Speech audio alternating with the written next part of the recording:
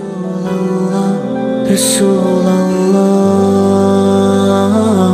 Rasulullah, Rasulullah, Rasulullah, Rasulullah, sallallahu alaihi wasallam, sallallahu alaihi wasallam, Rasulullah, Rasulullah, Rasulullah, Rasulullah,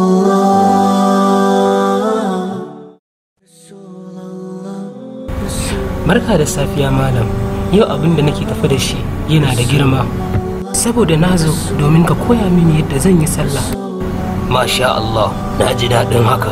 Don haka yanzu zan koya maka sallah daki-daki, sifar sallar annabi Muhammad sallallahu alaihi wasallam.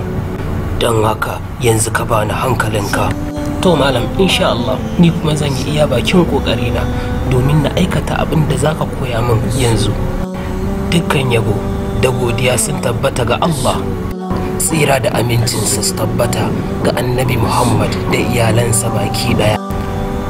Aminu, ka yi sani sallah ita ce cikon addini, don haka ka kiyaye sallah. Saboda haka za mu fara da fuskantar alƙibla.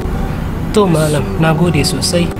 Fuskantar alƙibla ya kai musulmi, idan ka tashi yin sallah ka fuskanci Ka'aba duk inda kake a sallar farilla ko ta nafila, saboda wannan rukuni ne daga cikin rukunan sallah waɗanda sallah ba ta inganta sai da su. Kai sani fuskantar alƙibla tana saraya ga mayaƙi cikin sallar tsoro da halin yaƙi mai tsanani. Hakanan tana saraya ga wanda ya gaza, kamar mara lafiya da wanda yake cikin jirgin ruwa ko cikin mota, jirgin sama, idan ya ji tsoron fitar lokaci.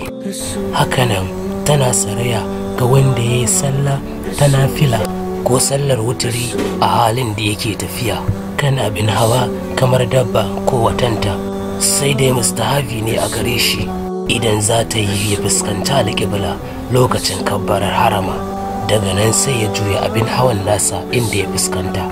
Kuma wajibi ne ga wanda yake kallon Ka'aba ƙuru-ƙuru ya fuskanci hakikaninta, amma wanda baya ganinta sai ya fuskanci wajajenta.